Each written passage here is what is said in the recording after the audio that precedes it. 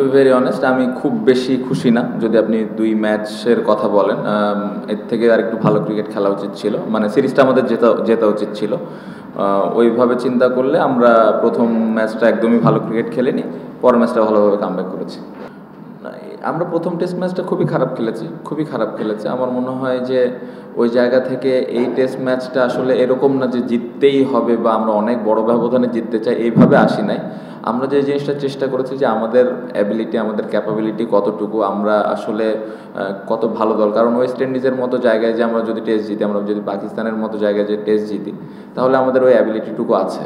So আমরা ওই জিনিসটাই এই ম্যাচ শুরুর আগে চিন্তা করেছি যে আমাদের যেই ক্যাপাবিলিটি আছে, আমাদের যেই মানের ক্রিকেট আমরা খেলতে পারি, ওই মানের ক্রিকেটটাই যেন আমরা খেলি। এবং আমার কাছে মনে হয় যে আমরা যেভাবে এই ম্যাচটা খেলেছি, আমরা আমাদের স্ট্যান্ডার্ড অনুযায়ী খেলতে পেরেছি।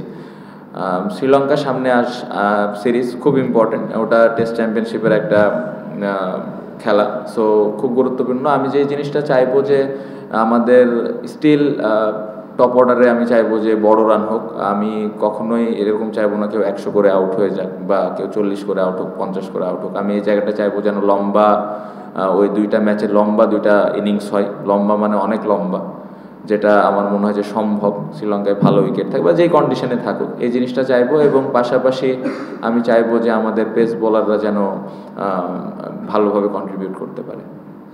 না, তাড়া ছিল না। আমার কাছে মনে হয় যে একটা তো নিয়ম আছে, আধা ঘন্টা এক্সটেন্ড করতে পারে 9 উইকেট পড়ে গেলে। ওই জিনিসটাই আমরা জাস্ট কনফার্ম হচ্ছিলাম, জেনে নিচ্ছিলাম। এবং পাশাপাশি আমরা একটু তাড়াহুড়া করছিলাম, লাইটের একটা ব্যাপার ছিল। কারণ আজকে যেরকম এই ধরনের কন্ডিশন ব্যাটিং করানো অনেক ডিফিকাল্ট। সো কালকে দেখা যাচ্ছে ব্যাটসম্যান আসলে হয়তো একটা পার্টনারশিপ হলেও হতে পারতো। সো ওই জিনিসটা আমরা আসলে ওই সুযোগটা দিতে চাইনি, এই জন্য ফিল্ডাররা তাড়াহুড়া করেছে এবং বোলাররা ওই অপরচুনিটিটা নিয়েছে। আমার কাছে মনে হয় যে স্কোরবোর্ড কখনোই এরকম আমি ক্যাপ্টেন হিসেবে চাই না। মানে যে স্কোরবোর্ডটা ছিল, এটা আসলে এই স্কোরবোর্ডটা যদি এরকম না হয়ে আরও 2টা ব্যাটসম্যান রান না করতো, সাদমান যদি ওখানে 200 করতো, বা আমার এখান থেকে যদি একটা 100 হতো, বা মুশফিক ভাইয়ের একটা ইনিংস 150 হতো, বা মোমিন, যারাই আমরা সবাই সেট হয়েছে, যদি এরকম 2টা বড় রান হতো, একটা 150 একটা 200, তাহলে আমি খুব খুশি হতাম। আমরা দেন ওই 7 জন মিলে 40-40-40 করাতে। সো অবশ্যই এই জায়গাটা ভালো দিক না একটা পুরা ব্যাটিং ইউনিটের। এটা থেকে কনফিডেন্স পাওয়ার আসলে কিছুই নাই। কারণ একটা ব্যাটসম্যান এত সুন্দর স্টার্ট পাওয়ার পর এরকম সফট ডিসমিসাল আসলে মানার মতো না। সো এই জায়গাটাতে আমি চাইবো যে শ্রীলঙ্কায় যেন এই ধরনের কোনো কিছু না হয়, যে রান করবে না, বাট যে যদি সেট হয়, আমি চাইবো 150-200 এরকম যেন করতে পারে।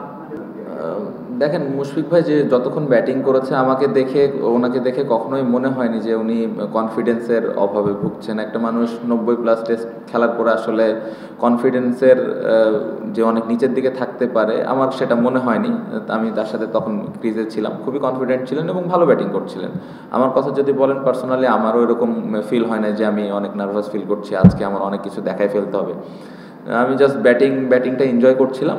বাট এগেন, এ ধরনের সফট ডিসমিসাল আসলে হওয়াটা উচিত না, এবং এই জিনিসটা হলে আসলে টিমের ক্ষতি হয়। সো চেষ্টা করবো যে সামনে যেন এই ধরনের আউট বা এরকম সিচুয়েশনে যেন আমরা আউট না হই।